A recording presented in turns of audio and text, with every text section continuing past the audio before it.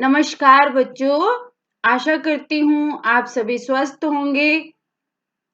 आज हम करेंगे हमारी 5वीं कक्षा की पाठ्य पुस्तक गुंजन का पाठ दोहे। बच्चों, ये रहीम और कबीर जी के दोहे हैं। इसमें हम 5 दोहे पहले कर चुके हैं। जो बचे हुए 5 दोहे हैं वो आज हम करेंगे। बच्चों, दोहे हमेशा दो दो पंक्तियों के होते हैं और विशेषतः जीवन में जो नैतिक शिक्षा देने के लिए यह उपयोग किए जाते हैं। इस पाठ में हम संत कबीर और संत रहीम जी के प्रेरक दोहे पढ़ेंगे। हर दोहा हमें एक अमूल्य सीख देता है, जिसे अपनाकर हम जीवन में सफल हो सकते हैं। हमारा जो 6 नंबर वाला दोहा है वो है ये। कण कण जोरे मन जुरे, खाते निबरे सोए, बूंद बूंद सो घट भरे, टपकत रीतो होए। बच्चों, इसके अंदर इस दोहे में कवि कबीर दास जी क्या कह रहे हैं, जैसे कि कण कण इकट्ठा करने से एक मन बन जाता है। बच्चों, यहाँ मन का जो मतलब है, जो शब्द आया है मन, उसका अर्थ है एक पुराना मोल होता था जो कि लगभग 36 किलोग्राम का 36 किलोग्राम का होता था। तो यहाँ कवि कबीर दास जी क्या कह रहे हैं कि थोड़ा थोड़ा यदि हम कोई भी मात्रा में इकट्ठा करते हैं तो वो इतनी अधिक मात्रा बन जाती है कि हम उसको हमारे आने वाले समय में या आने वाले किसी भी समय में हम उसका उपयोग कर सकते हैं। कण कण इकट्ठा करने से एक मन बन जाता है और यह हमारे काम आता है। जिस प्रकार बूंद बूंद से घट भरता है, यहाँ घट शब्द का अर्थ है घड़ा। जैसे बूंद बूंद से घड़ा भर जाता है, ठीक उसी प्रकार बूंद बूंद से वह खाली भी हो जाता है। यदि घड़े के अंदर एक छोटा सा छेद हो जाए तो वो धीरे धीरे एक एक बूंद करके निकलता जाता है और घड़ा खाली हो जाता है। इसी तरह जो हम कण कण जोड़कर इकट्ठा करते हैं, कोई भी अन्न है या अनाज है, जब हम इकट्ठा करते हैं वो एक मन बन जाता है। लगभग 36 किलोग्राम का ये होता है और उसको धीरे धीरे धीरे धीरे खाते खाते वह खत्म हो जाता है। इस दोहे में कवि कबीर दास जी ने हमें यह बताया है। अगला दोहा हमारा, जाको राखे साइया मार सके न कोई, बाल न बांका कर सके जो जग बैरी होए। इस दोहे में कवि कबीर दास जी भगवान का महत्व बताते हुए बता रहे हैं कि जाको राखे साइया। साइया शब्द यहाँ भगवान के लिए, ईश्वर के लिए आया है। मार सके न कोई, बाल न बांका कर सके जो जग बैरी होए। इस दोहे का अर्थ है कि चाहे पूरा संसार हमारा बैरी बन जाए, दुश्मन बन जाए, लेकिन यदि हम ईश्वर के बताए हुए मार्ग पर चलते हैं या उसके बताए पाठ पर चलते हैं तो भगवान हमारी अवश्य रक्षा करते हैं। और वे अगर हमारे साथ है तो कोई भी हमारा बाल भी बांका नहीं कर सकता।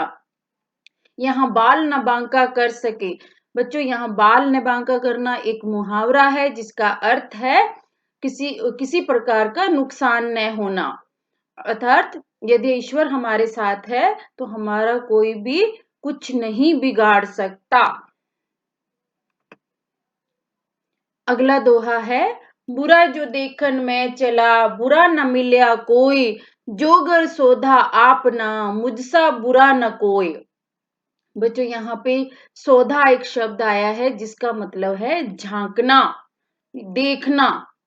तो यहाँ पे कवि कबीर दास जी क्या कह रहे हैं, बुरा जो देखन में चला, जब मैं संसार में बुराई खोजने चला तो मुझे बुरा कोई भी नहीं मिला। लेकिन जब मैंने अपने मन के अंदर झांक कर देखा तो पाया कि मुझसे बुरा कोई नहीं है। अर्थात यदि हम दूसरों में बुराई ढूंढते हैं तो पहले हमें अपने अंदर देखना चाहिए कि हम कितने अच्छे हैं, क्योंकि हम उनसे भी बुरे होते हैं जो हमें सामने वाला दिखाई देता है। तो सबसे पहले हमें अपने आप को सुधारना है, अपने आप को अच्छा बनाना है। इसके अंदर कवि कबीर दास जी भगवान के महत्व के बारे में बता रहे हैं। दुख में सुमिरन सब करे, सुख में करे न कोई, जो सुख में सुमिरन करे, तो दुख काहे को होए।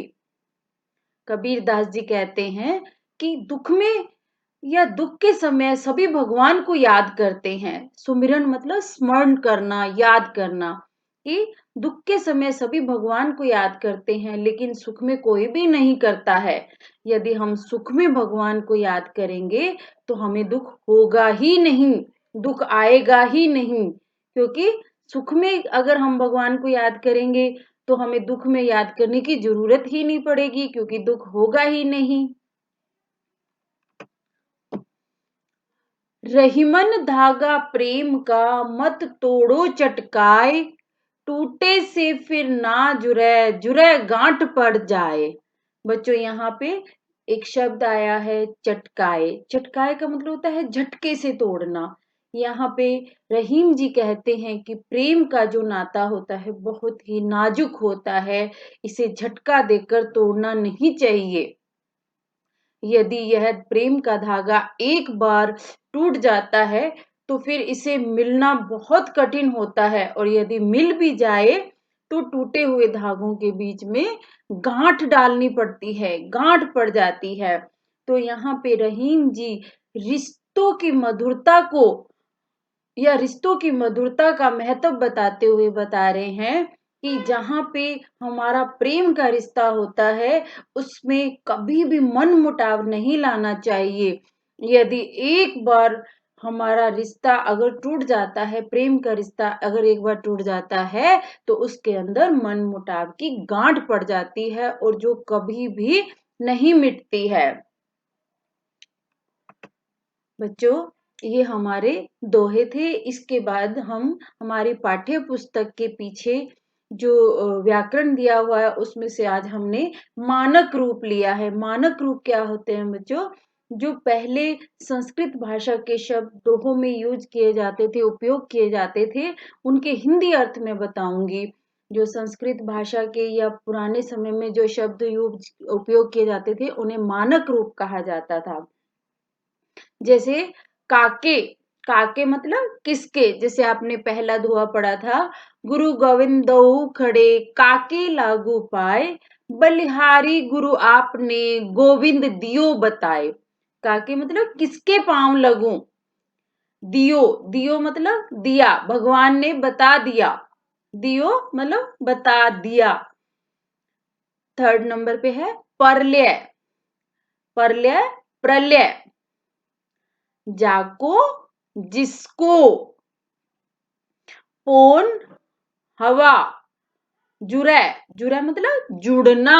अभी हमने पढ़ा था रहीमन धागा प्रेम का मत तोड़ो चटकाए, टूटे से फिर ना जुरै, जुरै गांठ पड़ जाए। जुरै मतलब जुड़ना। काल, काल मतलब कल, आने वाला कल।